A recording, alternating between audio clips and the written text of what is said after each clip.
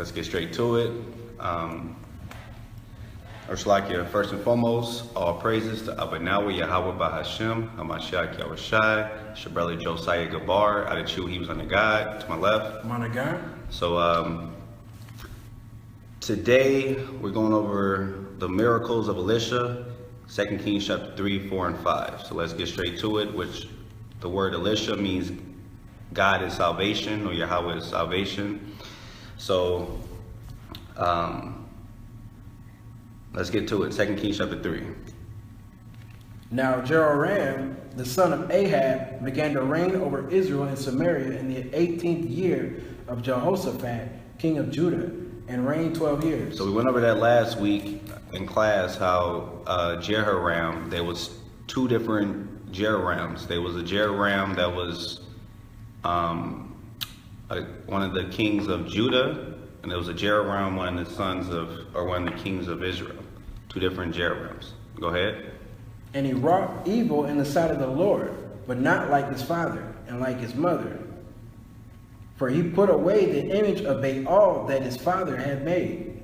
So he put away Baal, right? Go ahead. Nevertheless, he cleaved unto the sins of Jeroboam the son of Nebat, which made Israel to sin. He departed not therefrom. So he still did wickedness. He wasn't as worse as his parents was, but wickedness is wickedness. So he still was into wickedness and following the ways of the first king of Israel, of the northern kingdom, King Jeroboam.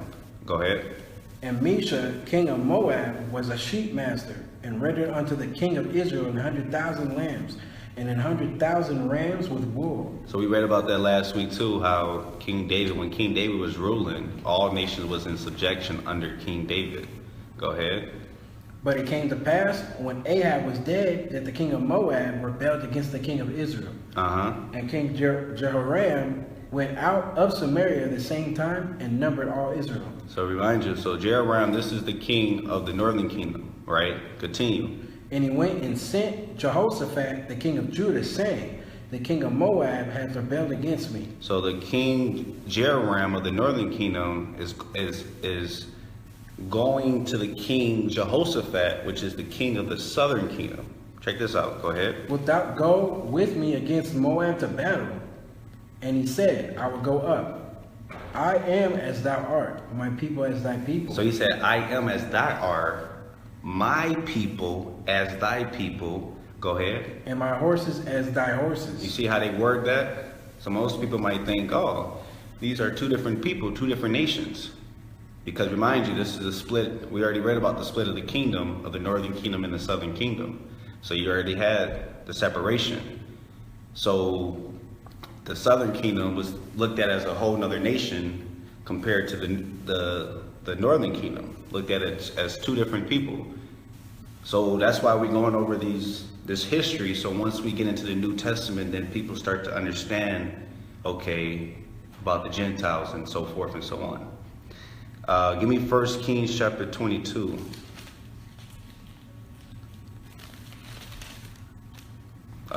First Kings chapter 22, 41 to 44, just to show the type of king that Jehoshaphat was. Because not all the kings of Israel and or not all the kings that was ruling was wicked. You know, you did have righteous kings. So 1 Kings chapter 22, 41 through 44. And Jehoshaphat, the son of Asa, began to reign over Judah in the 4th year of Ahab, king of Israel. And Jehoshaphat was 35 years old when he began to reign. And he reigned 25 years in Jerusalem. And his mother's name was Azubah, the daughter of Shilhi. And he walked in all the ways of Asa his father. He turned not aside from it, doing that which was right in the eyes of the Lord. Nevertheless, the high places were not taken away, for the people offered and burnt incense yet in the high places. You see that? So Jehoshaphat followed the law, statutes, and commandments. But even during the time of Jehoshaphat, you still had people doing what they wanted to do. You know, they still was worshiping their false gods. But he, as a king, he was keeping the law, statutes, and commandments, just like his father, King Asa. Give me 1 Kings chapter 15, just to show about King Asa and his righteousness. First Kings, just a recap. First Kings chapter 15, verse 9 through 16. You said First Kings chapter 15. 15, verse 9 through 16. Gotcha. And in the 20th year of Jeroboam, king of Israel, reigned Asa over Judah. In 41 years reigned he in Jerusalem, and his mother's name was Maacah, the daughter of Abishalom. And Asa did that which was right in the eyes of the Lord, as did David his father. And he took away the Sodomites out of the land, and removed all the idols that his fathers had made. And also Maacah his mother, even her he removed from being queen, because she had made an idol in a grove. And Asa destroyed her idol, and burned it by the brook Kindred. So he demoted his own mother, or what we proved later on was actually his grandmother. He demoted her of being queen, and because she was into worshiping God. So this man, King Asa, was a righteous man. Go ahead. But the high places were not removed. Nevertheless, Asa's heart was perfect with the Lord all his days. And he brought in the things which his father... You see, his heart was perfect. Read that part again. Nevertheless, Asa's heart was perfect with the Lord all his days. You see that? His heart was perfect with the Lord all his days. So like I was saying, we have to stop making excuses and perfect ourselves. You know, that's why... You know, we wear the fringes and ribbon of blue to remind us to keep the law, statutes, and commandments. Don't just wear fringes and ribbon of blue and you don't keep no commandments. Then there's no point of wearing the fringes and ribbon of blue, because the fringes and ribbon of blue is to remind you to keep the law, statutes, and commandments. Like, oh man, you see? So folks got to get it together and strive for that perfection. You can do it. Because there's one thing of ignorantly sinning, that's what the grace covered. And it's another thing of willfully sinning. You shouldn't be willfully sinning. That's why when the pastor said, "Oh, are you perfect? Are you this? Are you that?" I don't willfully sin. That's not what I do. I just don't do it.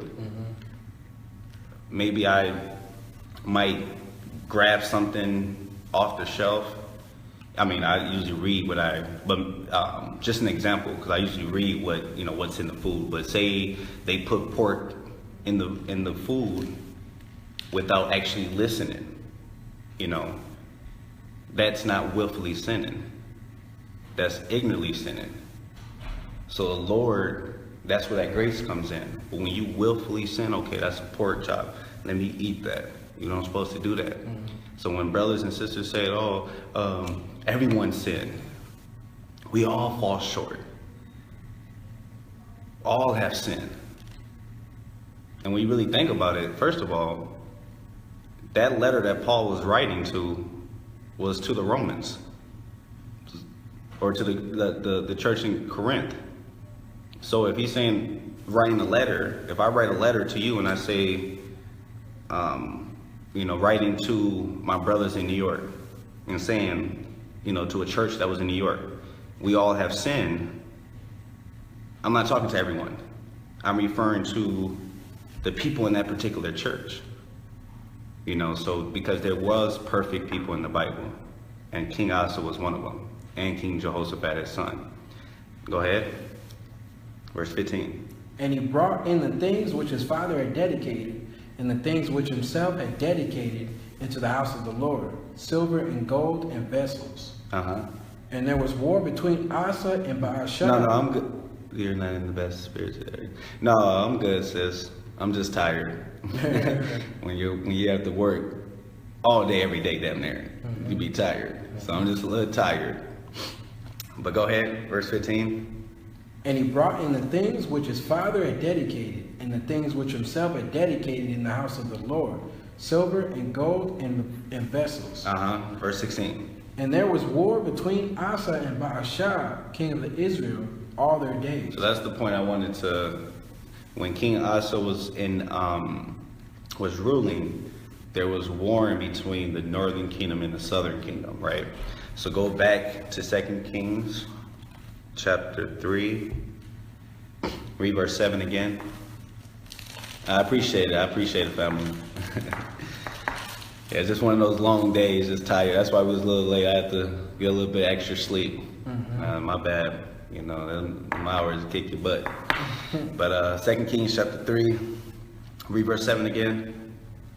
And he went and sent Jehoshaphat, the king of Judah, saying, the king of Moab hath rebelled against me.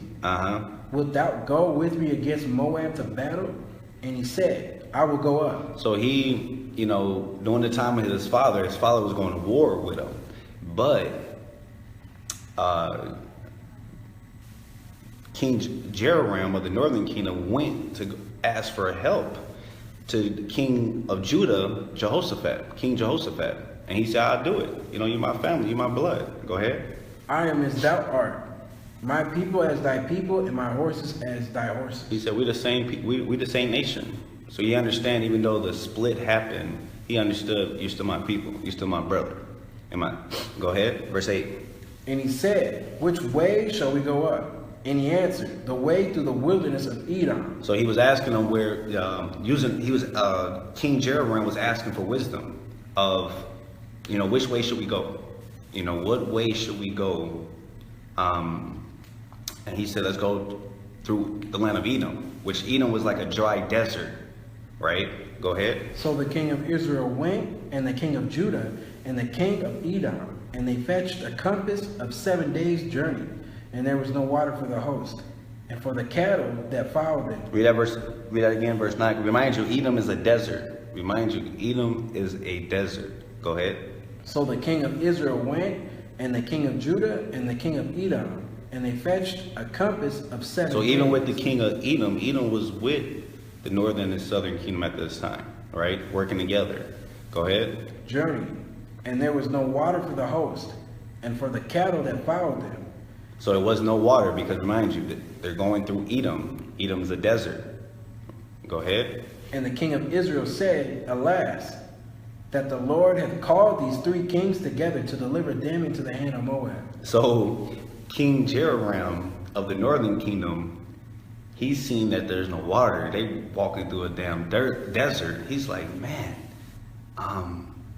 he's thinking that he's being judged. Read verse 10 again. And the king of Israel said, alas, that the Lord hath called these 3 kings together to deliver them into the hand of Moab. So he's thinking, okay, the Lord put all three of these kings together, the king of Israel, the king of Judah, and the king of Edom, all together just to be judged by Moab. But let's see, verse 11. But Jehoshaphat said, is there not a prophet of the Lord, that we may inquire of the Lord by him? So you see that? So the wicked King Jehoram of the northern kingdom, being wicked, he's losing faith. He don't have faith because he don't keep the law, statutes, and commandments. So he don't have faith. He's doubting. Where the king of Judah, using wisdom, is like, let's go seek a prophet. Read 11 again. But Jehoshaphat said, is there not a prophet of the Lord, that we may inquire of the Lord by him?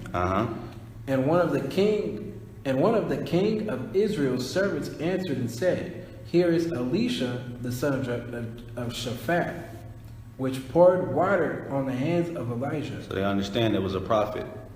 Prophet Elisha. Go ahead, Elisha. Go ahead. And Jehoshaphat said, the word of the Lord is with him. So the king of Israel and Jehoshaphat and the king of Edom went down to him. Go ahead. And Elisha. So that's using wisdom. They went to go seek after a man of the Lord. They didn't go and say, oh, let's do what we want to do. And that's what brothers and sisters must do to this day. Seek wise counsel. Don't be right in your own eyes. Yeah, they had Edom with them. At that time, they had Edom with them. So don't be wise in your own eyes. Seek wise counsel. If you're not sure about something, or you're not 100% sure about something, there's nothing wrong with reaching out to a brother or sister's reaching out to a sister for help. You know, don't be prideful and be like, I don't need no help. If you struggling with something, if you need some understanding or whatever, help in a situation, guess what? That's what the family's for. The brothers and sisters are for. You know, there's nothing wrong with that. So yeah, so the king of Judah, king of Israel, the king of Edom at this time had an alliance. Go ahead. And Elisha said unto the king of Israel, So check this out. Watch what the prophet of the Lord said. Go ahead. what have I to do with thee? Read that one more time. And Elisha said unto the king of Israel, Remind you, the king of Israel is wicked. He wasn't as wicked as his mother and father, but he was still wicked. So a man of the Lord said unto this wicked king, what? what have I to do with thee? What I have to do with you? Why are you coming to inquire of me? Go ahead. Get thee to the prophets of thy father and to the prophets of thy mother. He said, don't you got your own prophets? Your own wicked prophets that you go to for guidance, for counsel? Why are you coming to me? Go ahead. And the king of Israel said unto him, Nay, for the Lord hath called these 3 kings together to deliver them into the hand of Moab. So And he's not having faith again. Go ahead. And Elisha said, As the Lord of hosts liveth, before whom I stand, surely were it not that I regard the presence of Jehoshaphat, the king of Judah, I would not look toward thee nor see thee. You see that? So the only reason that Elisha, the prophet Elisha, was going to help was because of Judah, the king of Judah, Jehoshaphat, righteousness. That was the only reason that the prophet Elisha was going to help them. He's like, what you have to do with me? The only reason that I'm going to help y'all, give y'all help, is because, not because of you, but because of King Jehoshaphat, because he was a righteous man, and his father was a righteous man as well. Go ahead. But now bring me a minstrel. So which is an instrument. Go ahead. And it came to pass, when the minstrel played, that the hand of the Lord came upon him. And he said, Thus saith the Lord, make this valley full of ditches. So he's like, dig up ditches. Reminds you, Edom is a desert. So he's like, make this valley full of ditches. Go ahead. For thus saith the Lord, ye shall not see wind, neither shall ye see rain, yet that the valley shall be filled with water, that ye may drink, both ye and your cattle and your beasts. So you see, so he reminds you, when Elisha received that double portion from Elijah, he was able to finish the works of Elijah and do miracles. So he's letting them know, dig some ditches up. Rain ain't gonna hit, or the wind ain't gonna blow. But these ditches are gonna be started to be filled up with water. Remind you, Edom was a desert, a land of desert. Go ahead. And this is but a light thing in the sight of the Lord. He will deliver the Moabites also into your hand. He says, but a light thing. This is light. The Lord is so much powerful, so much greater than this. This is a light thing. This ain't nothing. So that's why the Lord showed our forefathers so many signs. And it's just crazy that our people still rebelled against the Most High. No matter all the signs that the Lord showed, our people still was rebellious. Go ahead. And ye shall smite every fenced city and every choice city, and shall fell every good tree, and stop all wells of water, and mar every good piece of land with stones. And it came to pass in the morning, when the meat offering was offered, that, behold, there came water by the way of Edom, and the country was filled with water. You see that? This desert all of a sudden became full of water. Go ahead. And when all the Moabites heard that the kings were come up to fight against them, they gathered all that were able to put on armor and upward, and stood in the border. So they're getting ready for Moab, getting ready for war, right? Go ahead. And they rose up early in the morning, and the sun shone upon the water. So the sun was shining on the water, right? And the Moabites saw the water on the other side, as red as blood. So read that part again, verse 23. And they rose up early in the morning, and the sun shone upon the water. Okay, my love. I try to be more. Okay. Thank you, sweetheart. So read verse 23 again. And they said, This is blood, and the kings surely slain, are surely slain, and they have smitten one another. Now, No, it's like it. Read verse 22. 22, right? Huh. And they rose up early in the morning, and the sun shone upon the water, and the Moabites saw the water on the other side as red as blood. So from the side, the side that the Moabites was at, they seen when the way the sun was shining upon the water, they seen it as like it was like a red color. So they're thinking, hold on.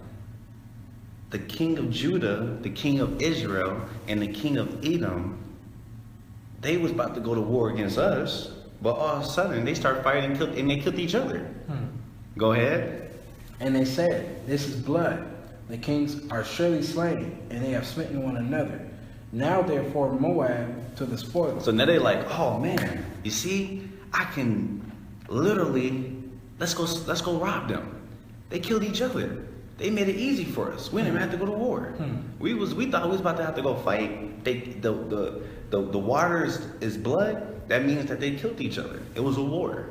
Let's go rob them. Right? Go ahead. And when they came to the camp of Israel, the Israelites rose up and smote the Moabites, so that they fled before them. But they went forward, smiting the Moabites even in their country. You see that? They was deceived.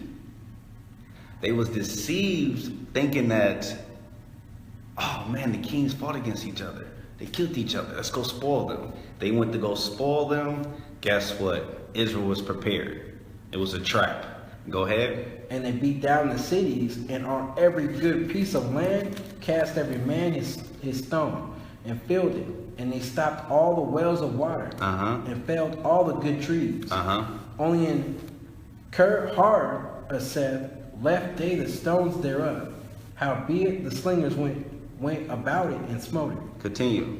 And when the king of Moab saw that the battle was too sore for him, he took with him 700 men. So let's see what this king of Israel, the king of Moab did. Go ahead. And when the king of Moab saw that the battle was too sore for him, he took with him 700 men that drew swords to break through even unto the king of Edom, but they could not. Then he took his eldest son. Check this out. Which is supposed to be the heir to his throne. This is what the king of Moab did. Go ahead. That should have reigned in his stead, and offered him for a burnt offering upon the wall. He sacrificed his own son. Go ahead. And there was a great indignation against Israel, and they departed from him and returned to their own land. You see that? So this Moabite, give me Deuteronomy chapter 18. This king of Moab took his own son and sacrificed him to their god, to the Moabite gods, to try to get some type of reward to defend their enemies. So that whole sacrificing your children, that was a heathen thing. They used to even in that movie. What was that movie called? I watched it. It was a good movie. What was that movie called? It was a movie where what was that movie called? What's that dude that played King Arthur? Yes, King Arthur, right? So that movie King Arthur was an Israelite, was a Jew. You know, don't get it twisted of those fake images that you see. Right. King Arthur, with the round in the round table, the whole nine. Because think about it, like that whole thing was usually a king would sit at a table where it was like a rectangular, and he would sit at the end of the table because he makes all the rules. But King Arthur made a round table and put other men around the table to show that we all are on one accord. Let's all work together. Everyone has have their opinion, can make decisions. So he worked together. So in that movie King Arthur, his son King Arthur, what was his brother or his uncle? King Arthur, his uncle, sacrificed his wife because he wanted to be king. So King Arthur's dad was king first, and King Arthur was a kid, and his King Arthur uncle, his brother's, his dad's brother wanted to take his place. So he sacrificed his wife to get that power, and then he killed his brother and became king. But then King Arthur, in the movie they showed, I don't know how accurate it is with the history, because I haven't read too much about King Arthur and how accurate it is with the history and the movie. But in the movie, they pretty much, the little boy was in the water, he departed, and then it's kind of like what happened to Moses. He escaped, right? Yeah, he escaped, and they pretty much picked him up. Some prostitutes raised him or something, and then the same thing happened again. His uncle, and once King Arthur became older and stuff, and then make a long story short, that his uncle sacrificed his daughter to gain power, enough power to kill King Arthur. Damn. So that movie was a cold movie. That was a really good movie. So if y'all haven't watched it, yeah, it definitely is a good movie to watch. But yeah, the Aztec and Mayans used to do it. All the native tribes used to do stuff like that, sacrifice their kids to the sun gods, to idols. Our people learned that from the heathens. But read that Deuteronomy 18 to get the law on that. Oh, there it goes. 1 second, y'all. Hey, shalom. So Deuteronomy chapter 18, verse 9 through 12. When thou art come into the land which the Lord thy God giveth thee, thou shalt not learn to do after the abominations of those nations. So this is the abomination of the other nations. This is what they was doing. Go ahead. There shall not be found among you anyone that maketh his son or his daughter to pass through the fire. Hey, that right there, that was an abomination to do. That's what the heathens was doing. They was causing their kids to pass through the fire, meaning they was sacrificing their kids. So continue. Or that useth divination, or an observer of times, or an enchanter, or a witch. So go back to the Kings and read verse 27 again. Then he took his eldest son, that he should have reigned in his stead, and offered him for a burnt offering upon the wall. He sacrificed him. He caused his son to go through that fire. That was an abomination in the eyes of the Lord. And the Lord told us, don't do it. Why? Don't sacrifice your kids. But that's what heathens thought. They thought they was going to gain power. They thought they was going to gain power. Are there still witches today? You best believe there are witches today. A lot of Israelites are not spiritual. A lot of people, if they don't see it, they don't believe it. But if folks always use scriptures, there's nothing new under the sun. And if you had people doing stuff like this, you had that one witch call for, what was it? Was it Samuel's spirit? And he's like, why are you waking me up? I'm asleep. So if witches was doing that stuff back then and was dealing with the spiritual realm and, doing all type of crazy stuff, why can't they do it now? You know what I'm saying? Like Israel, you have to be more spiritual. We are supposed to be a spiritual people. So when we read stories in the Bible, when our people was doing witchcraft, do you think they was just doing witchcraft and not getting no power? They was just, they just did it because they just want to sacrifice their kids, but they didn't receive nothing. No, they was doing this because Satan was giving them that power. Yeah. They was working with spirits. They was working with demons.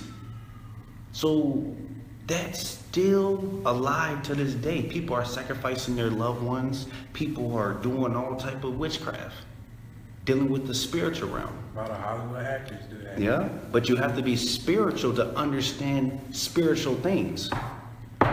That's why they used to always tell Christ. Christ was like, you don't even believe earthly things. How are you going to be able to understand heavenly things? Mm-hmm. And that's what most people, if you don't understand how spiritual this thing is, the scripture says we don't wrestle with flesh and blood. This is a spiritual battle. This is a spiritual battle, and we have to be spiritually prepared, spiritually ready. So we all got to cleanse our spirit.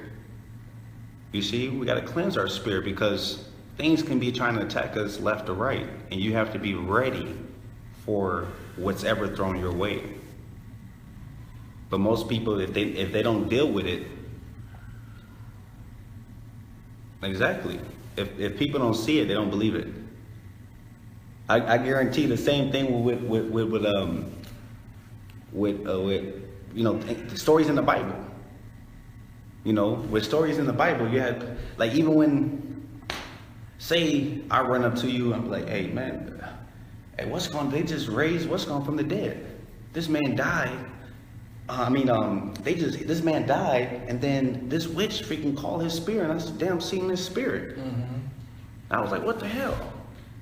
The majority of Israel be like, man, this nigga tripping. Man, you didn't see no Samuel. You lying. You ain't see no Samuel. That was Satan playing tricks with you. You see what I'm saying? They would try to make up anything because they're not spiritual. Mm-hmm. But spiritual people are going to understand spiritual things. They're going to understand how deep this word is, how deep this world is. So so we just finished 2 Kings chapter 3. Let's go to 2 Kings chapter 4. You know, and for all the folks that have seen spiritual things, if you've seen spiritual things or seen things, and you know, I can understand if you don't want to share with people things that you have seen. You know what I mean? You might want to keep it amongst brothers or different things. You might be like, you know, I don't want to look at it as crazy or something. Because Israel over there, they'll be ready to point the finger. This nigga crazy. That woman is crazy. This woman is this. That man is that. Because they didn't experience it. Mm-hmm. You see what I'm saying? So you don't get discouraged. You don't feel like, oh my gosh, I'm going to look at it a certain way. I can understand. Because people ain't going to understand spiritual things. So it's a lot deeper. So let's go to 2 Kings chapter 4. Let's get to it. Verse 1. Now there cried a certain woman of the wives of the sons of the prophets unto Elisha, saying, Thy servant my husband is dead, and thou knowest that thy servant did fear the Lord, and the creditor is come to take unto him my 2 sons to be bondmen. Okay, read that one more time, Slakia. Now there cried a certain woman of the wives of the sons of the prophets unto Elisha, saying, Thy servant my husband is dead. So this woman is running up to the prophet Elisha, saying her husband is dead. Her husband was a servant to Elisha. He was a prophet. She's running to the prophet Elisha, right? Go ahead. And thou knowest that thy servant did fear the Lord. So her husband feared the Lord, feared the Most High, right? Go ahead. And the creditor is come to take unto him my 2 sons to be bondmen. So what's a creditor? A debt collector. Hey, hello? Yeah. Hey, you owe me some money, man. That's a creditor. Everybody know about that. You know, people that owe bills, they be calling you, hey, yeah, you owe us $500. We're going to smack that interest. So it was $500 a year ago. Now it's at $10,500. You be like, what the hell? How are you going to be paying this bill? I know. What's it? What y'all put 400% interest? We will slap you with a lawsuit. We'll slap you with a lawsuit. We were just talking about that. That was just funny. That's funny. But read it one more time. That's funny. We were just talking about that, yo. No. Now there cried a certain woman of the wives of the sons of the prophets unto Elisha, saying, Thy servant my husband is dead, And thou knowest that thy servant did fear the Lord, So he feared the Lord. Go ahead. and the creditor is come to take unto him my 2 sons to be bondmen. To be what? Bondmen. So because her husband died, and he didn't pay back the creditor, he didn't pay back his debt. The creditor, the man that their father owed, went to the wife, was like, I'm taking your 2 sons, your sons, as slaves, as bondmen. Take your children. I'm taking your children away. They're gonna work for me since their father, your husband, didn't pay my debt.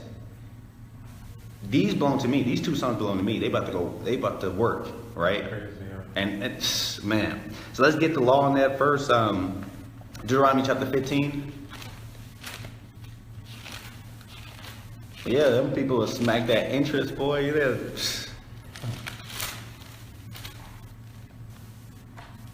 They used to try to call me when I, hey man, this whole country is in debt. So when y'all pay y'all debt, I'll pay my debt. Yeah. They're like, Yeah. sir, I mean, I was hoping that y'all pay y'all $1 trillion. Y'all $1 trillion in debt. So, shoot, if y'all $1 trillion in debt, you know what I mean? Why y'all worrying about my little money? Y'all. Cash ain't gonna help y'all. This cash ain't gonna help y'all in debt forever. Like, I should be calling y'all in the be the voice, be the spokesman for damn Russia and China. Hey, I'm calling on behalf of China, America. Y'all owe them down, and y'all owe us trillions of dollars. How y'all gonna pay that? Where's y'all? You got a bank card? Let me get that. So Deuteronomy 15, 1 and 2, read that. At the end of every 7 years, thou shalt make a release. So we're supposed to make a release every 7 years. I think that's even in the States and in Canada, where if you owe a person, if you was in debt after 7 years, it's released. You're no longer, it falls off your credit. Read that one more time. At the end of every 7 years, thou shalt make a release. And this is the manner of the release. Every creditor, go ahead, that lendeth aught unto his neighbor. So if a creditor that lendeth whatever he lent to his neighbor, to the children of Israel, go ahead, shall release it. Go ahead. He shall not exact it of his neighbor or of so his he brother. should exact means to pressure or demand. You don't supposed to, if a brother owe you something, you don't supposed to try to pressure him. Hey brother, I mean, it's because I can just think about it, Israel. Let's be real. Let's be real. Israel is a rebellious people, or they good at getting over on people. Yeah. So just imagine in the time, during these times when we was in the land, how people knew that 7 years is the year of release. So a wicked man or a wicked woman would be like, it's 6 years in the 9th month, 10th month, or 11th month. Let's say it's the 11th month. Hey brother, can I borrow 10,000 shekels? And you'd be like, okay. Mm-hmm. I'll pay you back in a month. Because I got a month to pay you because the year release. So hey brother, I promise I'm gonna pay you. It's the 6th year. You might even forget, but I know for sure. I know because I've been calculating. Okay, the 6th year, it's 11 month. So give me them 10,000 shekels. I get it, and I disappear, and I come back the 7th year on the first day. Like, hey brother, dang, I was gonna pay you, brother, but it's the year of release. So thank you, Jesus. Thank you, Lord. He heard my cry. I was I mean, come on. We know Israel. We know how Israel is. So we know our people would do stuff like that. You know, our people slick like that, you know. And that's why you probably, this is just me, just imagine I'm being back there and just seeing how our people is. That's why you'll probably have people that when that 6th year come, they probably wouldn't want to land too many people. You see what I'm saying? Because they probably be kind of like, dang, it's the year of release coming up. This cat's gonna get me. I know he's gonna get me. So you might have not too many loans, not too many people giving out loans at that 6th year, because they know once that 7th year comes, it's the release. You can't stress them according to the law. Mm-hmm. So that's how people is. That's how, man, come on. Our people are, you know, is straight criminals. The highest level. Hey, slick with it. So read verse 2 again. And this is the manner of the release. Mm-hmm. Every creditor that lendeth aught unto his neighbor shall release it. He shall not exact it of his neighbor. He should not pressure or be demanding. Go ahead. Or of his brother. Because it is called the Lord's release. Because it's called the Lord release. Give me one, or give me another law. Exodus chapter 22. Exodus chapter 22.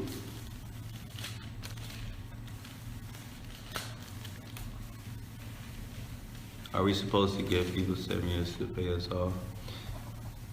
I mean, we'll get into that. Exodus chapter 22, verse 25. If thou lend money to any of my people that is poor by thee. So if you lend money to a poor person, right? Go ahead. Thou shalt not be to him as an usurer.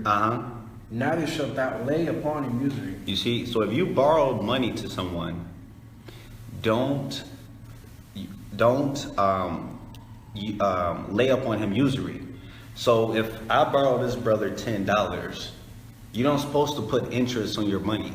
Hey brother, I give you $10. I expect double when you get paid in 2 weeks. Give me 20. That's what Israel be doing. That's what the other nations do. You go take a loan out at the bank. You paying 500. You better make sure they give you a month to pay it off. You better make sure that you pay that off ASAP. If they give you a month without no interest, you better pay within that month, because soon as that second month comes in, oh man, that interest is deadly. You're gonna end up paying, because you know Israel, okay, I'm gonna pay the bank back, you know, in bits and pieces. So every time I get paid, I'm gonna pay them $20, and you will be paying for the rest of your life. And it was only $500, and you're like, damn, I took out a loan for $500, but I've been paying it for 10 years. What the hell's going on? Because you're paying $20 here, $20 here, $20. And now all of a sudden you gave thousands because of that interest. So if you borrowing from the banks, you better make sure you pay that ASAP. Or, but when we dealing with the brothers in the nation of Israel, if somebody borrow your money, don't try to put interest on it. Hey brother, give me double, give me triple. That's what a bank would do. You know how Israel do. That's what a bank would do. Give me that. That's what a bank would do. They would put interest on it. So, nigga, I'm a bank. You come to me. I'm a hood bank. You know? Right? So, give me Sirach 29. Sirach 29. This is what happened. This is real life. You know what I mean? Yeah. Israel, no. This Sirach chapter 29. Sirach chapter 29. You know, for the sister Medina, like if you borrow somebody, if you borrow money from someone, if you borrow somebody money, you're not supposed to stress them. That's what the Lord told us. You're not supposed to be stressing at them, like, you know, hey brother, you know, you calling a brother every day. Hey brother, I borrowed you $10. Hey brother, I need that money back. The next day, hey brother, you're not supposed to do that. If you borrow a brother money and he say he's gonna, or a sister money, and they say they're gonna pay you back, if they don't pay you back, just count it as a loss. That's the spirit that we should have. Don't stress about it.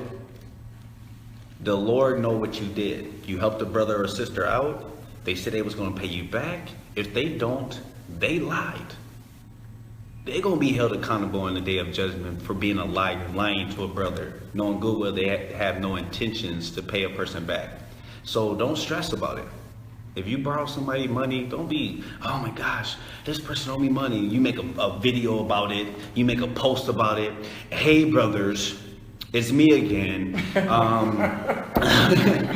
This brother such and such or this sister such and such, I borrowed money and they didn't pay me back. This person's wicked. You aren't supposed to do that. First of all, Israel, people using Facebook and telling all their business. Facebook is not for that. You know, should we continue to land? Yeah, I mean that's the right spirit to have is yes. If a person didn't pay you back the first time, have that same type of spirit. Help them out again. You know, brother. Say this brother, he gave me $10. I never give him his $10 back. I said, hey brother, man, I'm in a tight squeeze. Hey brother, I need another 10. I need a 10. And he gave me another 10. I don't pay him back the 20. Then I go to him again. Hey brother, damn, I need 50, brother. We don't supposed to have that type of. We supposed to. If you have it, you're supposed to help out. If you're able to, that's the spirit that we must have. You know, so that's the type of spirit that we must have. So Sirach chapter 29, check this out, brothers and sisters. Sirach chapter 29 is a very good scriptures. Verse 1 through 11. Read that. He that is merciful will lend unto his neighbor. So, you know, in Matthew chapter 5, what it says, blessed are the merciful. Right? Matter of fact, get that. Matthew 5, or I'll read it real quick. I think it says merciful, if I'm not mistaken. Matthew 5, what is it? Oh, my Bible's all ripped up. Matthew 5 and 7. Blessed are the merciful, for they shall obtain mercy. You see that? So read that part. He that is merciful will lend unto his neighbor. So he that is merciful will lend to his neighbor. But he that is merciful shall obtain mercy. Go ahead.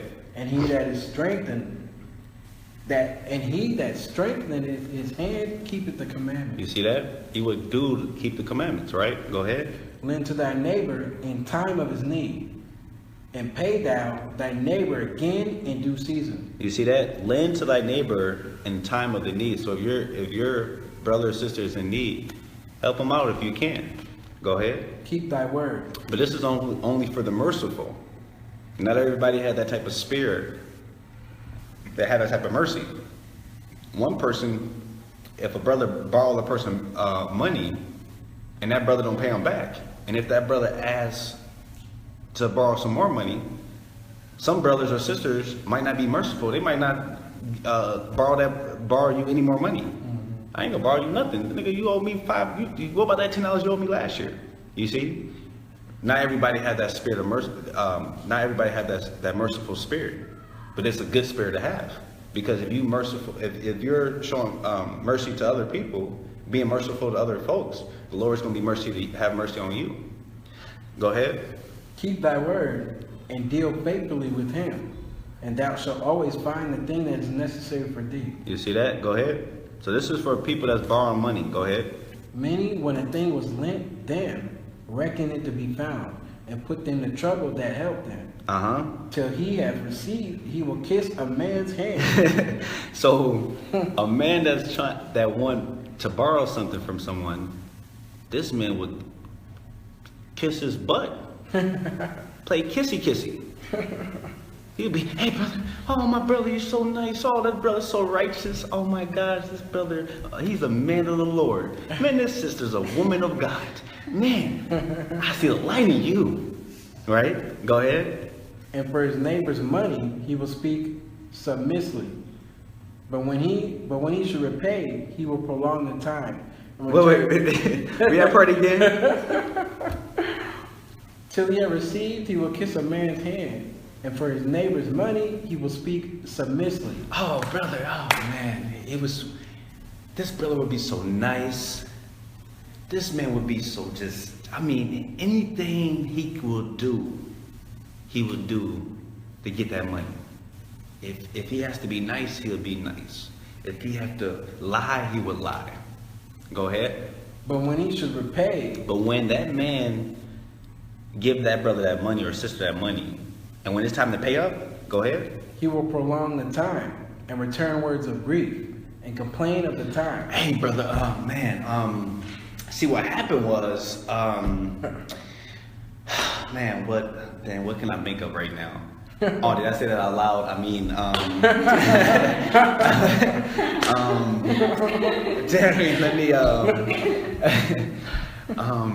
This man got the fresh Jordans on his feet, fresh out the box. Hey, brother, see what happened was, okay, brother, see what happened was, I went to the store, right? I wasn't even gonna buy nothing, and I see on the shelf, right? And I see a pair of the new Jordans, and there was only one pair left, and it was my size. They was in 12s, You know how hard it is to find size 12 in Jordans, A lot of brothers wear 12s.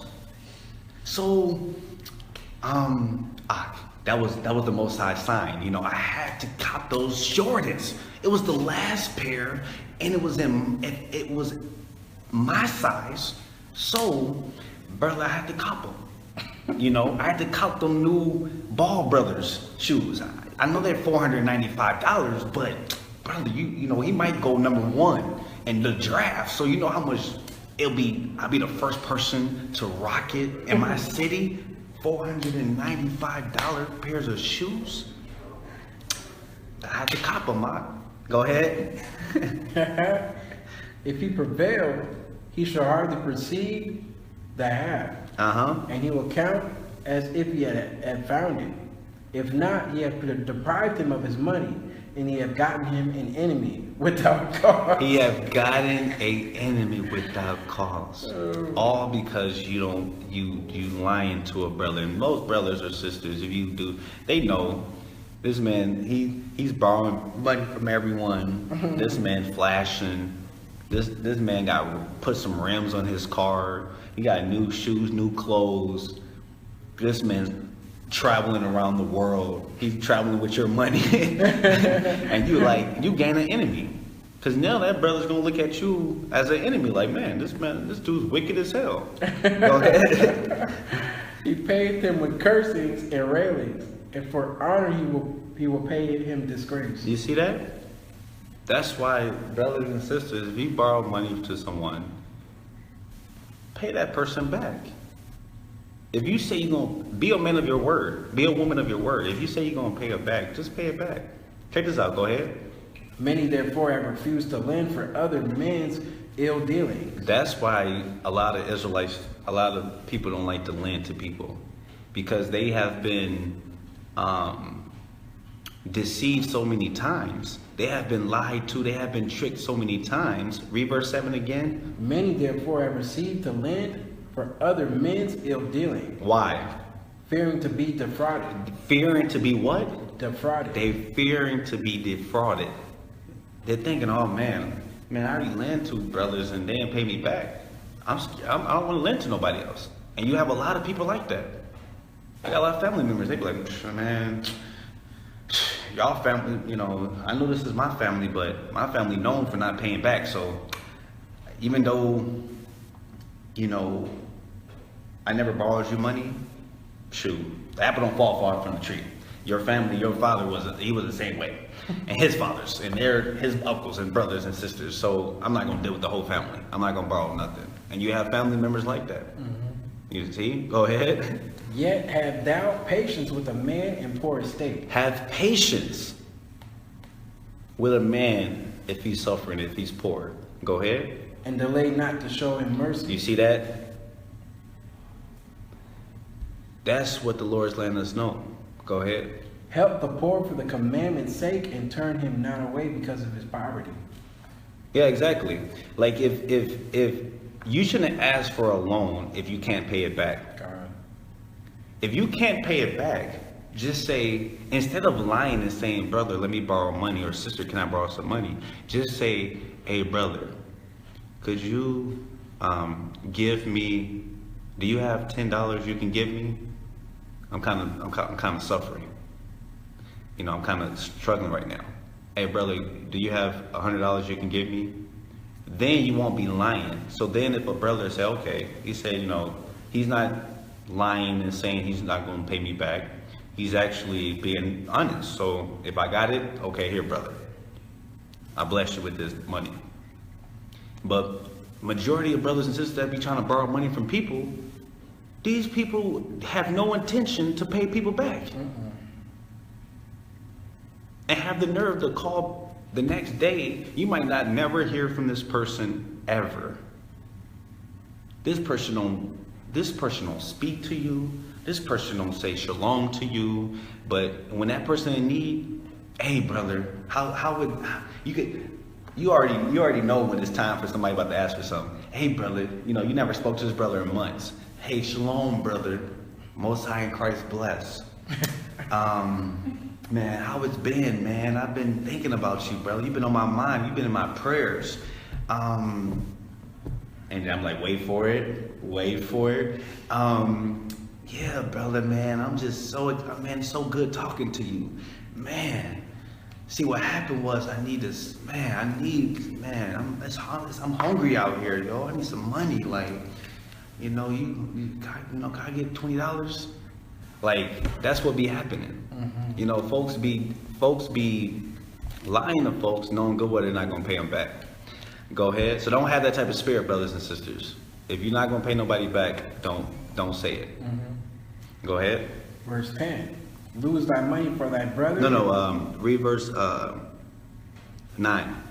Help the poor for the commandment's sake, and turn him not away because of his poverty. You see that? To help that brother. Be merciful to that brother or sister. Go ahead.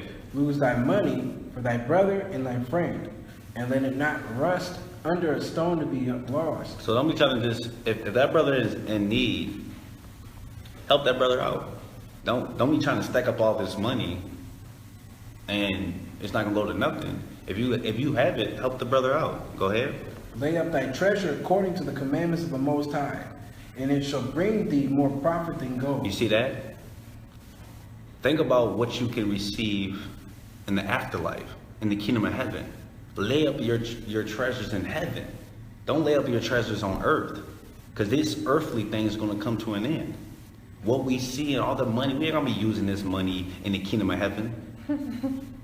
Imagine you stack up hundreds of $1,000s, you're saving it, the kingdom of heaven come, and you trying to go, hey, what can I buy with this? And you got some, American money. That's not going to profit you nothing. So we have to be merciful to our people.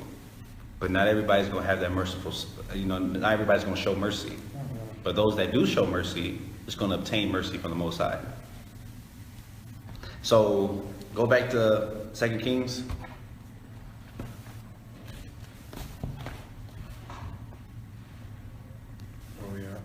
Verse 2. And Elisha said unto her, What shall I do for thee? Tell me, what hast thou in the house? And she said, Thine handmaid had not anything in the house, save a pot of oil. Then he said, he's like, what you want me to do? And, do you have anything in your house valuable that you can pay it back? And do you have any pledge that you can give according to the law? And she's like, man, I don't have nothing. She's suffering for real, hard time. So she said, man, I only have this, what she said, a pot of oil, right?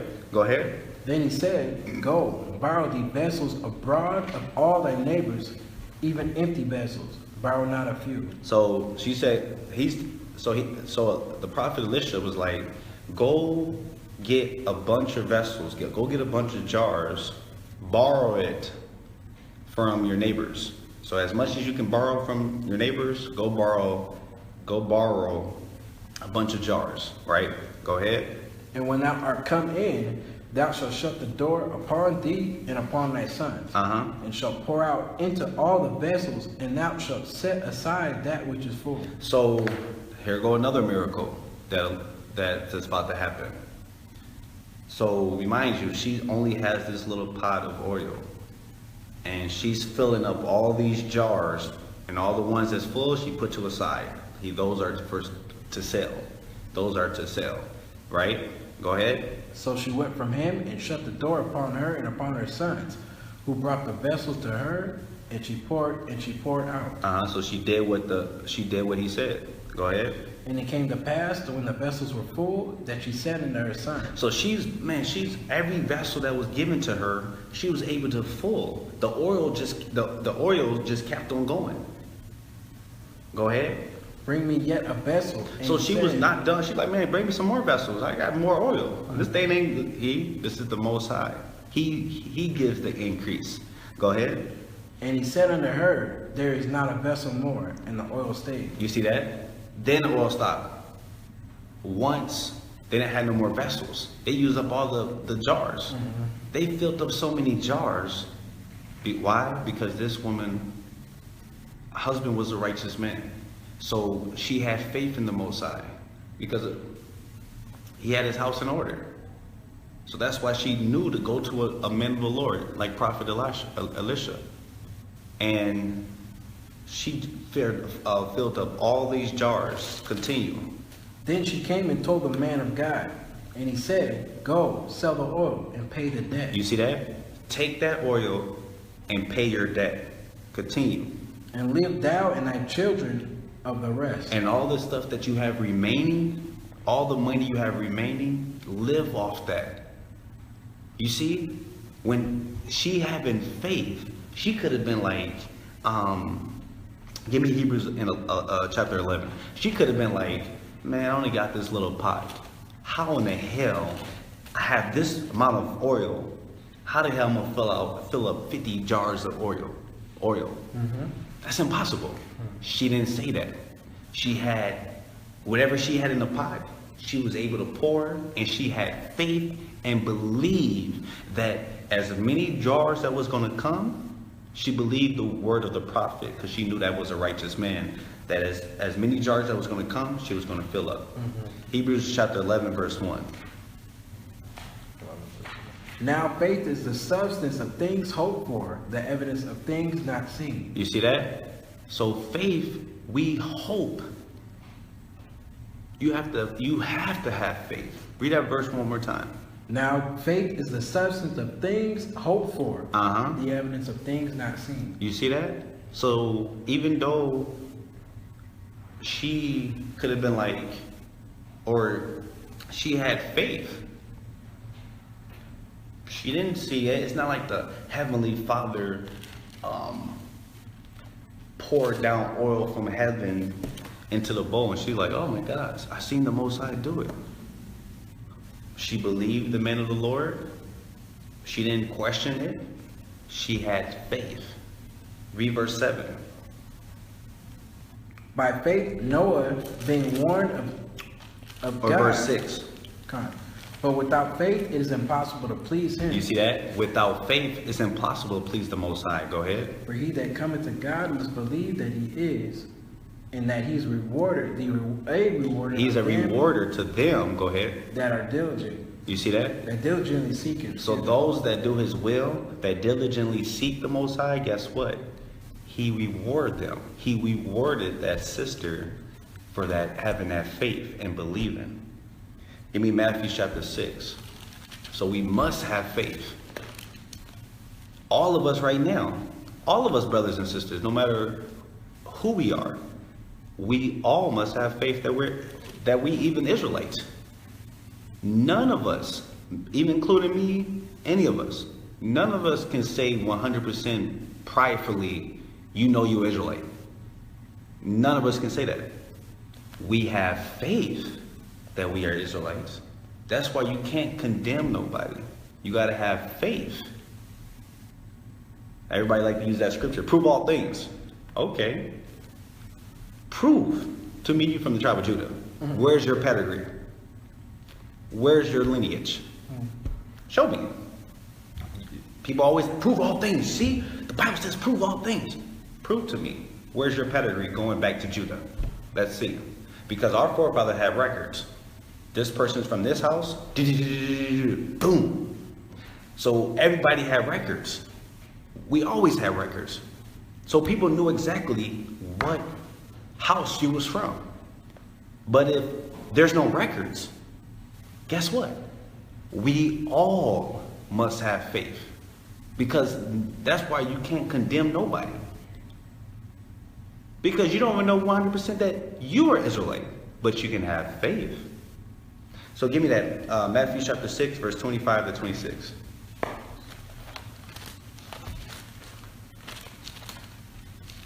Verse 5 to 26? Yeah, Matthew chapter 6, verse 25 and 26. Therefore I say unto you, take no thought for your life, what ye shall eat or what ye shall drink, nor yet for your body, what ye shall put on. Is not the life more than the meat, and the body than raiment? Go ahead. Behold, the fowls of the air, for they sow not, neither do they reap. Go ahead. Nor gather into barns, yet their heavenly Father feedeth them. Are ye not much better than they? You see that? So if the Lord take care of the animal, the birds, aren't we greater than them? Are we worth more than them? So you must have faith. Go back to 2 Kings. You must have faith and believe that as long as you diligently seek the Most High, He will reward you in due time. But you have to have faith and keeping those laws, statutes, and commandments. You got to have both. So go back to 2 Kings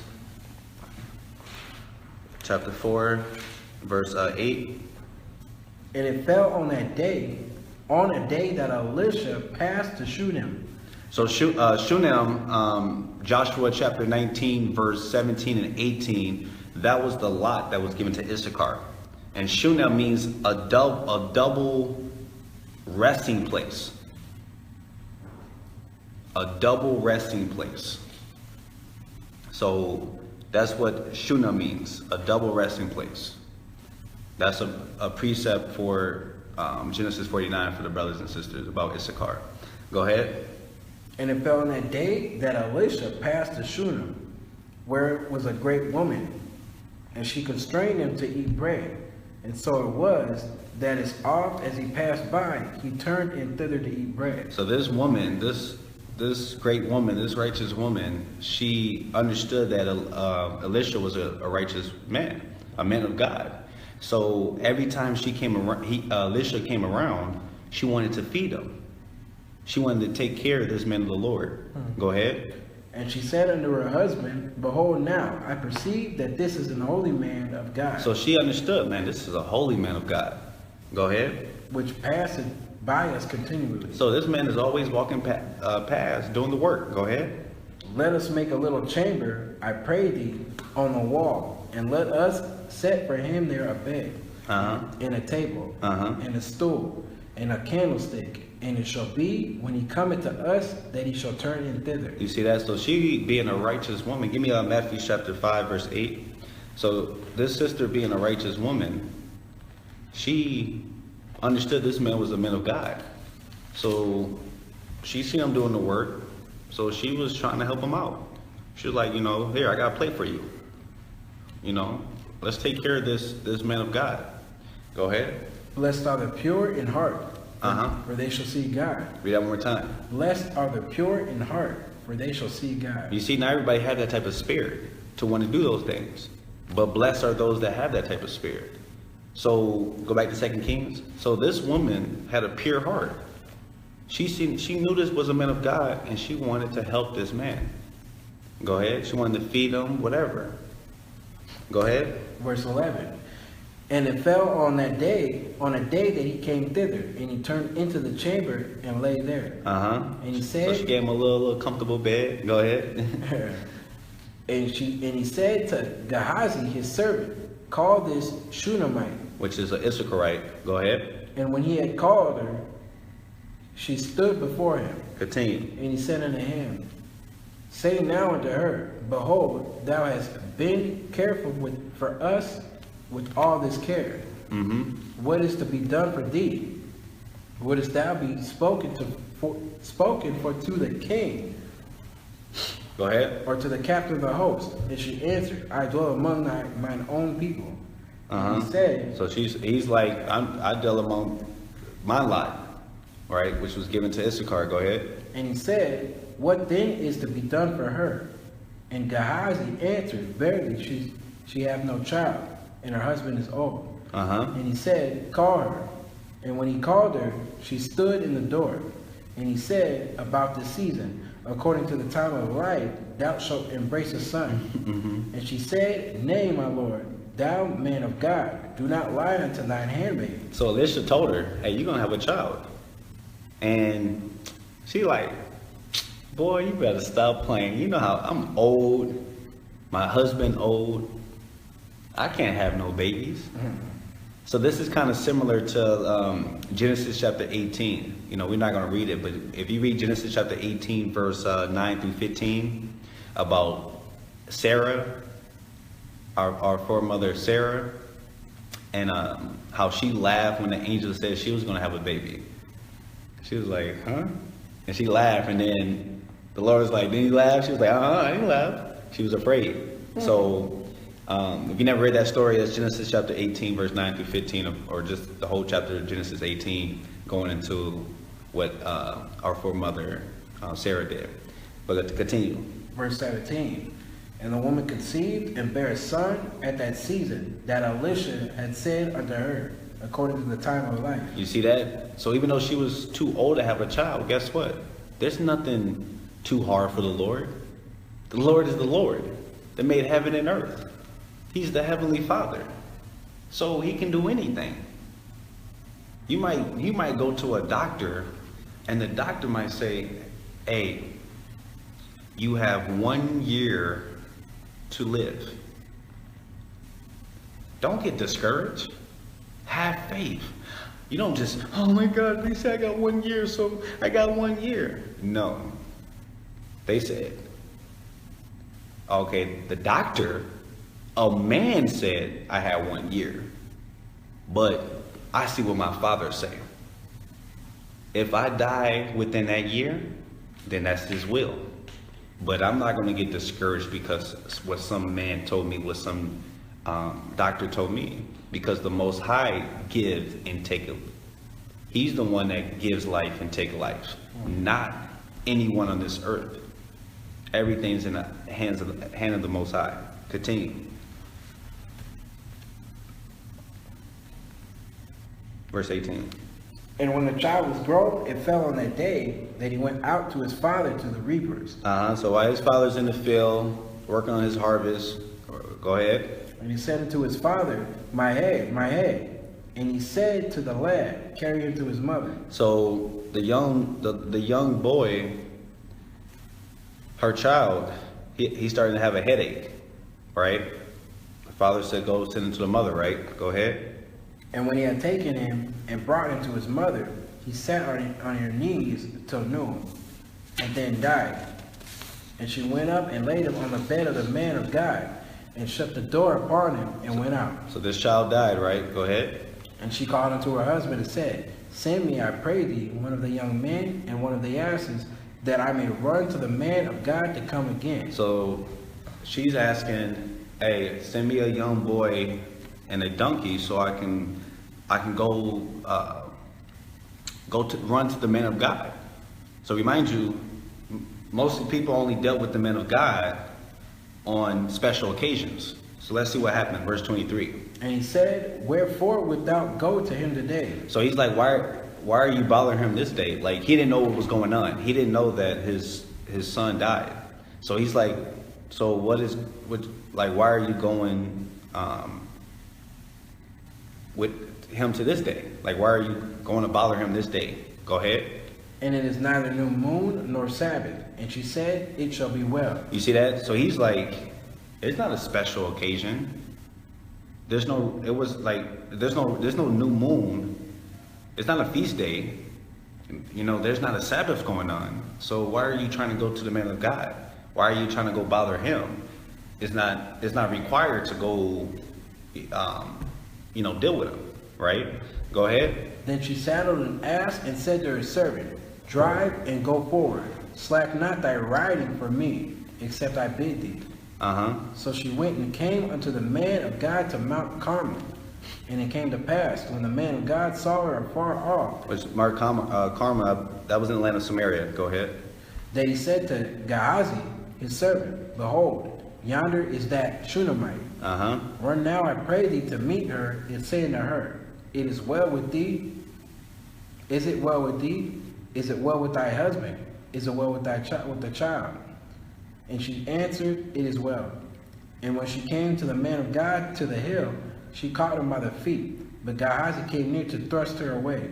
And the man of God said, Let her alone, for her soul is vexed within her. So Elisha understood that something was wrong with her.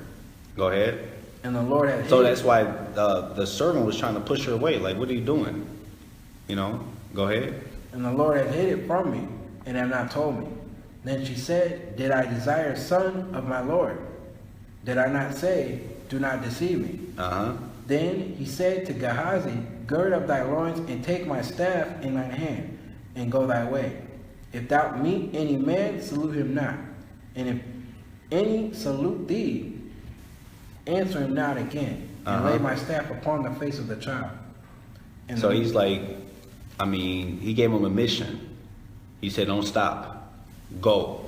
Put that staff upon him, upon the child. Go ahead. And the mother of the child said, As the Lord liveth, as thy soul liveth, I will not leave thee. And he arose and followed her. And Gehazi passed on before them, and laid the staff upon the face of the child, that there was neither voice nor hearing. Wherefore he went again to meet him, and told him, saying, The child is not awake. You see that? So he's like, the child is not awake. And another thing too that shows, because I don't know why for some reason Israelites feel like, they like brothers be too, they feel like they can't like say hi or shalom to like a married woman. This brother sent his wife, allowed his wife to go talk to the men of God. He didn't say, woman, no, you can't do this. You can't talk to a man. You married.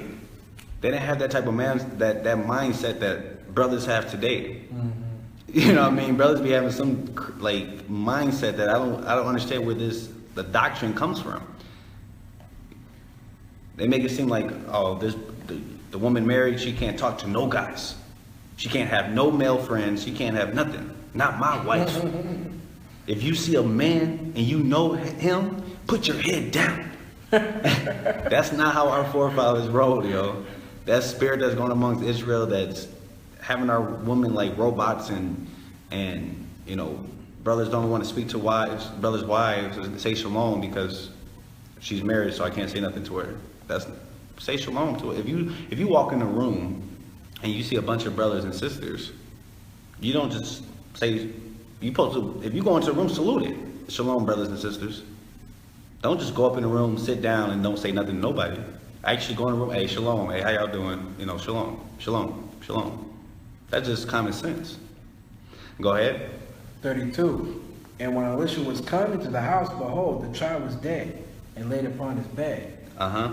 He went in therefore, and shut the door upon them twain, and prayed unto the Lord. And he went up and laid upon the child, and put his mouth upon his mouth, and his eyes upon his eyes, and his hands upon his hands, and he stretched himself upon the child, and the flesh of the child waxed warm. So whatever he did, whether it was something our forefathers knew back then, some type of CPR or whatever you want to call it, he was doing. He knew what to do. So he did it. Go ahead. Then he returned and walked in the house to and fro, and went up and stretched himself upon him, and the child sneezed 7 times, and the child opened his eyes. So whatever he did, that child, spirit went back into his body, boom, he lived. He woke up. Go ahead. And he called Gehazi and said, Call this Shunammite. So he called her. And when she was come in unto him, he said, Take up thy son. Then she went in and fell at his feet and bowed herself to the ground and took up her son and went out. So when you go into 1 Corinthians chapter 12, about the different, we're not going to read it, but we read that before. 1 Corinthians chapter 12 about the different, the diverse of gifts, the different types of gifts that people have. One of those gifts, when you read, is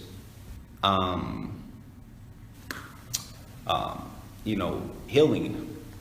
So that's a gift, so the prophet Elisha and many other prophets and was able to get that gift, that they was able to raise up the dead and heal people. That's a gift that comes from the Lord.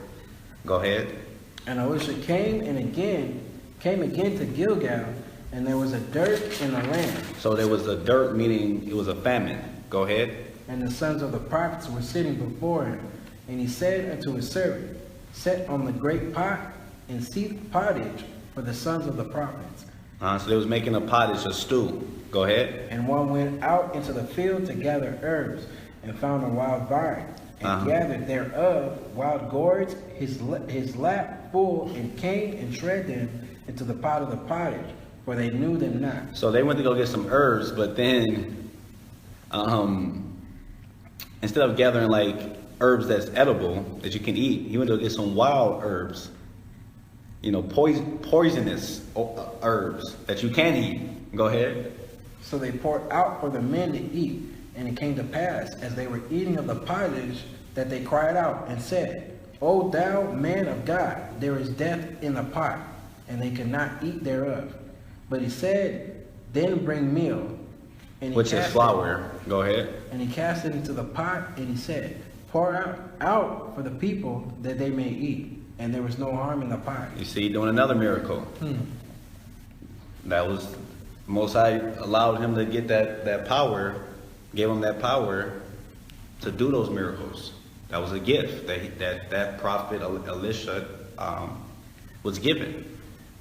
Go ahead. And there came a man from Baal Shalisha, which is a place in Ephraim. It was Baal Shalisha, or was a place in Ephraim near Gilgal. That's 1 Samuel chapter 9, verse 4. Go ahead. So we're in 2 Kings chapter 4, verse 42. Go ahead. And brought the man of God bread for the first fruits, 20 loaves of barley, and full ears of corn in the husk thereof. And he said, Give unto the people, that they may eat. So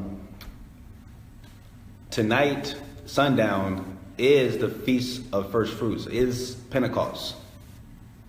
So tonight at sundown is a feast, the Feast of Pentecost. So any feast, you eat, you fellowship, you had a good time. We're not going to, like I said, we all just rehearsing the righteous acts. We're not going to sacrifice animals and do exactly what our forefathers did in Leviticus chapter 23. But every feast is a feast.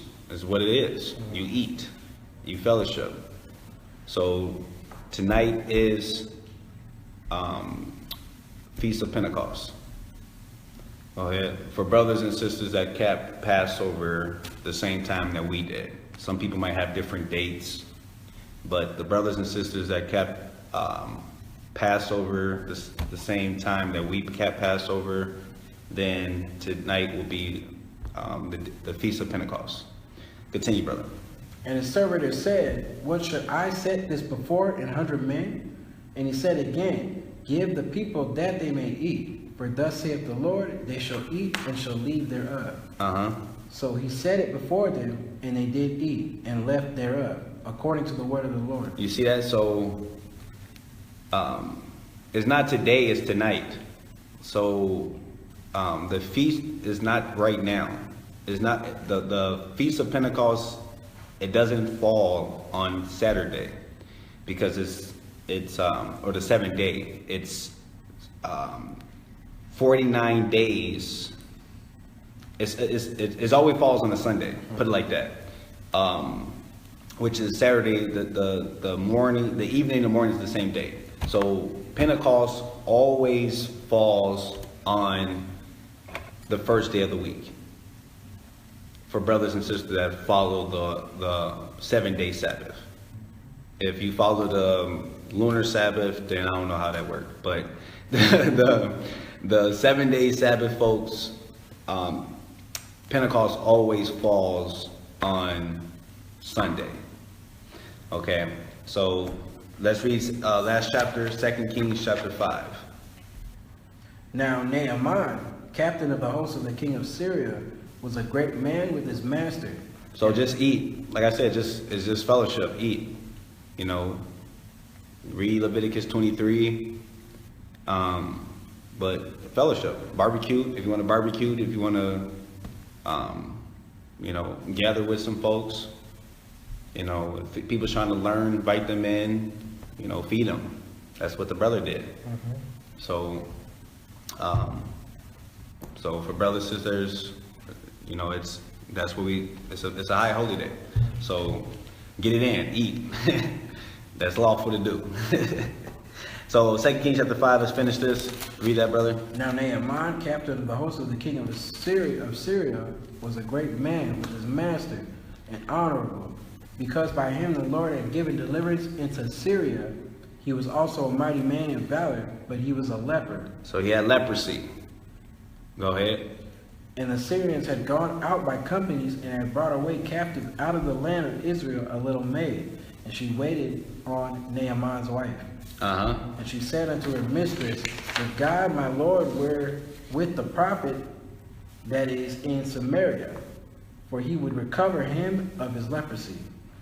And one went in and told his Lord, saying, so that Israelite woman that they snatched up out of the land of Israel, she was telling the servant that, then, you know, I wish my Lord or Naaman would, you know, go to Prophet Elisha, because he's a prophet, and my prophet in Israel will be able to heal my servant or my Lord, my husband, from his leprosy. Go ahead. Thus said the maid that is of the land of Israel. And the king of Syria said, go, and I will send a letter unto the king of Israel. And he departed and took with him 10 talents of silver, and 6,000 pieces of gold, and 10 changes of raiment. You see, so he took all this money, all these valuable things, right? Go ahead.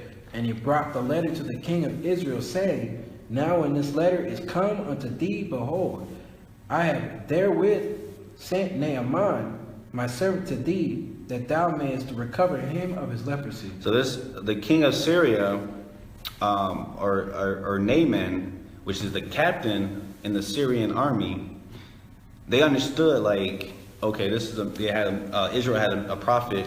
He was doing miracles. Let's go inquire of him. Go ahead. And it came to pass, when the king of Israel had read the letter, that he rent his clothes. So the northern kingdom, King Jehoram, rent his clothes, right? Go ahead. And said, am I God to kill and to make alive, that this man doth send unto me to recover a man of his leprosy?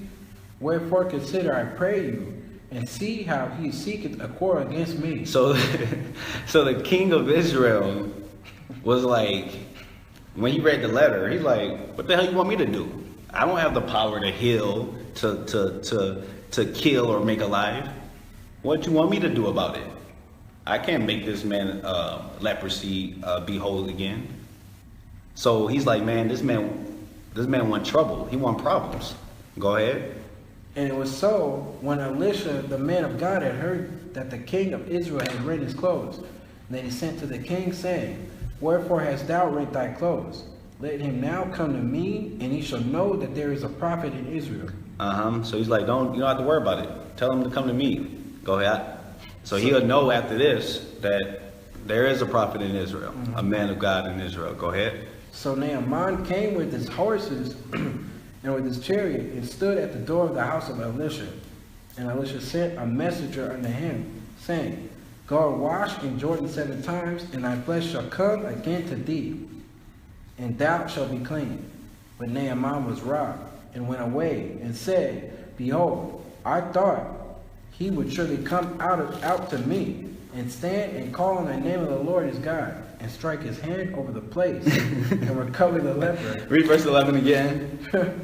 But Naaman was wroth, and went away, and said, Behold, I thought he would surely come out to me, and stand and call on the name of the Lord his God, and strike his hand over the place, and recover the leper. So Elisha told him, go bathe. Go.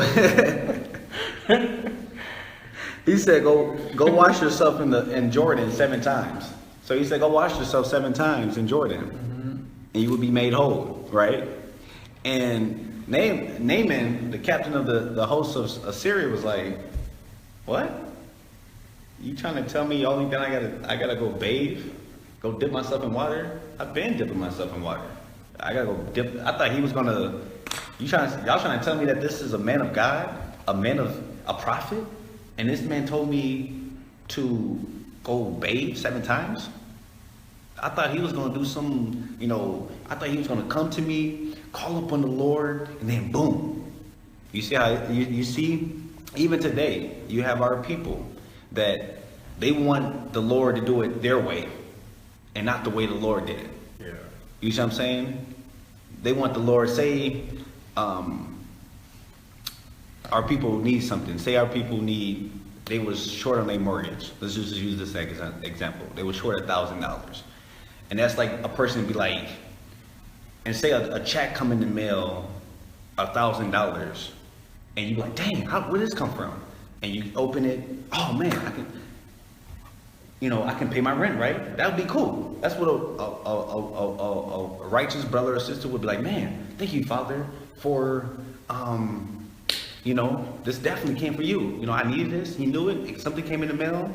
I don't know, where this check come from, but all praises to the Most High. But a wicked person would be like, what the hell? $1,000 check? I didn't want the Lord to do that. I wanted him to come down himself and hand it to me so I can see him face to face. That's like saying that. You know what I mean? Like, no, you can't want it your way. Just be appreciative that you got it. You know what I mean? Go ahead. Are not Abanah and Pharpar, rivers of Damascus, better than all the waters of Israel? So now Naaman was like, why would I want to bathe in y'all rivers when our rivers is better than y'all rivers? Go ahead. May I wash in them and be clean? So he turned and went away in rage. So he was pissed off. He was mad. Like, what the hell I'm about to go bathe in y'all rivers. I can just bathe in my own rivers. I bathed in my own rivers and I wasn't clean. So what makes your river so special that I can bathe in your river and be healed of this leprosy? What was he lacking? Faith. He didn't believe. Go ahead. When a prophet of the Lord, because when the scripture says that, I think it's in Amos chapter 3 verse 7, the Lord will do nothing but reveal his secrets unto the servant of the prophets. So I believe that's in Amos or Malachi 3, 1 to 2. So I think it's in Malachi. So the Lord said, the Lord would not do nothing but reveal his secrets to the servants of the prophets. That's Malachi 3 and 6, I believe. So this man being a prophet of the Lord, if he telling you it's going to happen, do it. Just do it. Yeah. Go ahead. 13. But he was doubting. He didn't have faith. Go ahead. And his servants came near and spake unto him and said, My father, if the prophet had bid thee do some great thing, wouldst thou not have done it? How much rather then when he said to thee, Wash and be clean? So he's telling him, like, dude, if a prophet telling you to go do something greater, like much harder, much greater, would you have done it? You would have done it. But now it's something so simple. Why you don't want to do it? It's something simple. If a prophet tell you to do something, do it. Go ahead. Then went he down and dipped himself 7 times in Jordan, according to the saying of the man of God, and his flesh came again like unto the flesh of a little child, and he was clean. You see, he was healed of that leprosy. Go ahead. And he returned to the man of God, he and all his company, and came and stood before him. And he said, Behold, now I know that there is no God in all the earth but in Israel. Now therefore I pray thee, take a blessing of thy servant. You see that? So this man acknowledged the only true God it is in Israel. Remind you, this is a captain in the army of Syria. They was worshiping another God. You know, they was worshiping their deities, their idols. But once he seen that, he acknowledged, man, there's no other God but the God of Israel. Go ahead. But he said, as the Lord liveth. And he was trying to bless, like, you know, give the prophet Elisha gifts. Go ahead. But he said, as the Lord liveth, before whom I stand, I will receive none.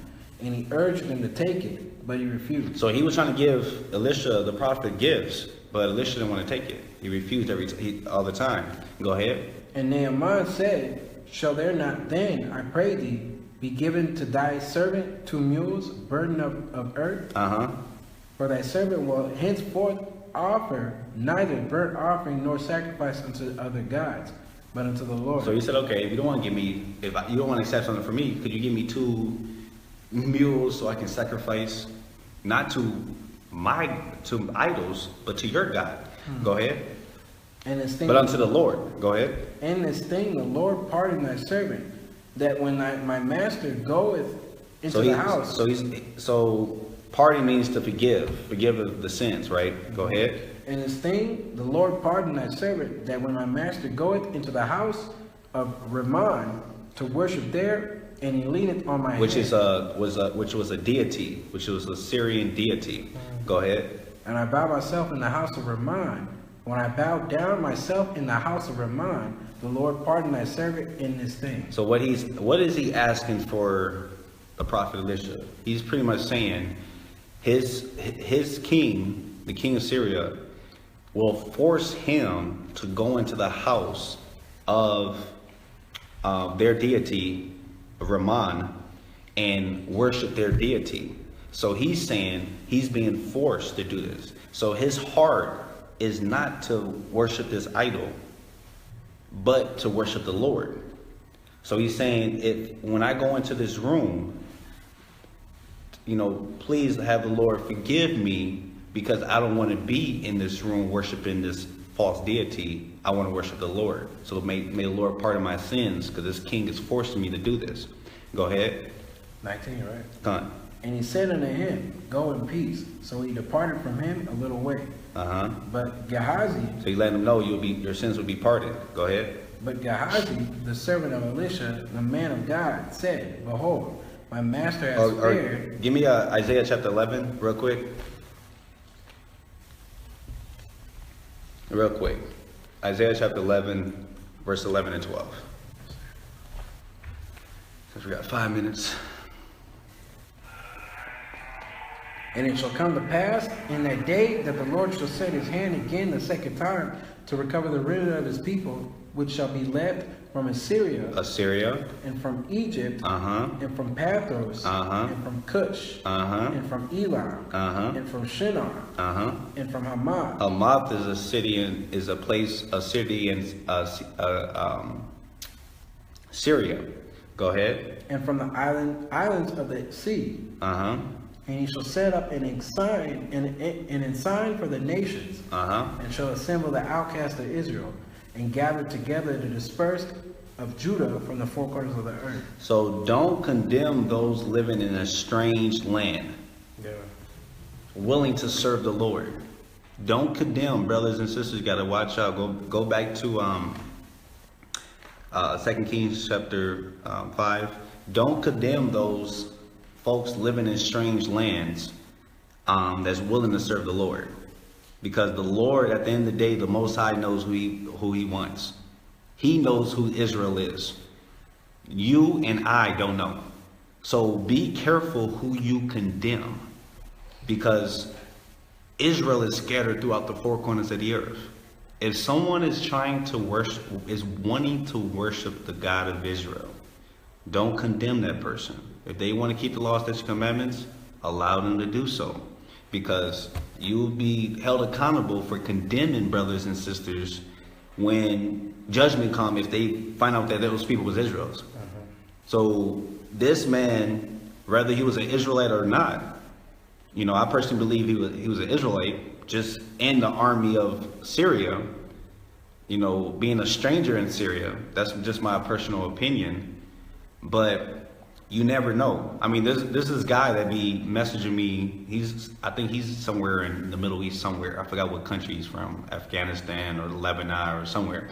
And he be messaging me all the time, saying, I want to learn more about your God. I want to learn more about the Bible. But, you know, he's a Muslim, but he's like, he's inquiring about the Lord, the God of Israel. Why would I be like, you a damn Ishmaelite, why you want to do this? No. If you want to learn about the God of Israel, I don't know, the Lord will send you people.